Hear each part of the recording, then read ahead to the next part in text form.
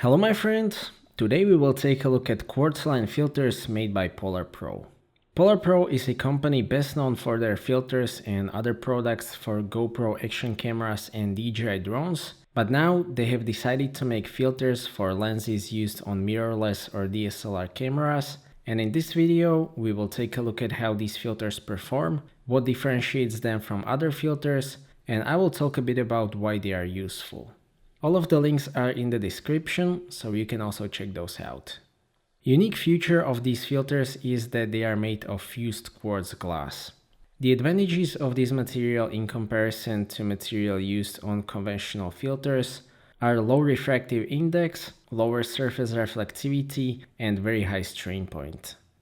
Thanks to 16 layers of coating, these filters are also scratch resistant, hydrophobic, and oleophobic. The packaging of these filters is actually very impressive for filters, because included in the box you will get very high quality hard case, a soft case or pouch, a cleaning cloth with very nice design, and a filter of course. Variety of these filters is available in different sizes, including just UV filters, polarizer, ND filters, and ND filters combined with polarizers. I have two of these filters. The first one is ND8 with polarizer and the second one is 100,000 ND filter. 100,000 ND filter is intended for special use in situations where you want to use long exposure in bright conditions. Mostly it will be used to smooth out surface of the water or maybe clouds.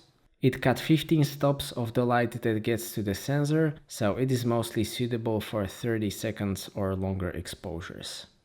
ND8 with polarizer is more useful all around. It is 3-stop filter, so with this filter you will get, for example, shutter speed of 1/58 of the second instead of 1/400 of the second. So it is suitable for filmmaking to decrease the shutter speed and get the right amount of motion blur. This is 2-in-1 filter, so it is also a polarizer. And what polarizer does is that it absorbs scattered or reflected light. In practical use, it is useful for making the sky darker or more saturated, for reducing glare from the water surface or shiny surfaces like glass, and it generally increases the saturation and contrast. This is a circular polarizer, so you can adjust the strength of its effect by rotating the polarizer. The polarizer itself acts like an ND filter. When set to maximal effect, this polarizer cuts about 1 1/3 stop of light. Revealing the details in sky or water surface is probably the most common use of a polarizer, but I actually use it for product shooting a lot. For example, when I was shooting the review of a wristwatch for my second channel, this polarizer together with ND filter helped me avoid a lot of reflections from both the watch and also my hand, which tends to be overexposed in shots like these. So these filters are definitely useful for that as well, and I will leave a link to that video in the description.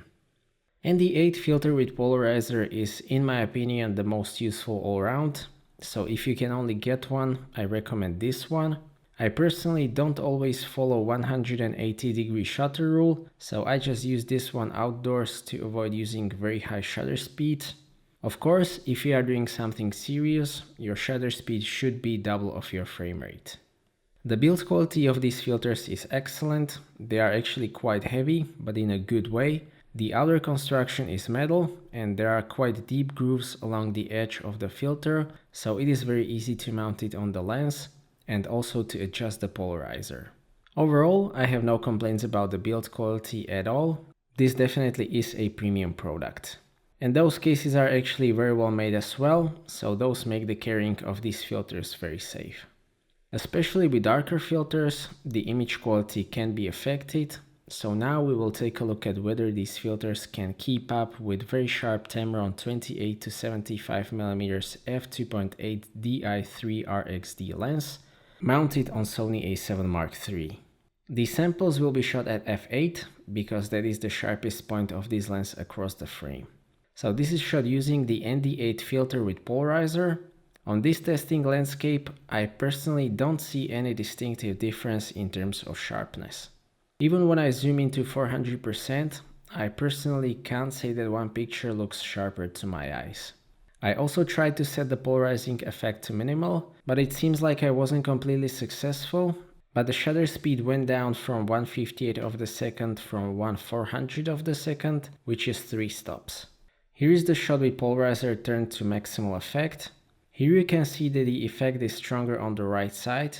Sometimes that happens with wide angle lenses when your position towards the sun is not correct. That is not a flaw of the filter, it is just physics. But in the area with the trees below the horizon, you can see that the contrast and saturation is actually much better when you use the polarizer, so for landscapes like this, it is actually a very useful thing. Here we have the 100,000 filter. Here I had to go with f5.6 and ISO 200 to get to 30 seconds exposure, but that doesn't matter much, the sharpness is still great. Even when I zoom in to 400%, the sharpness is basically the same.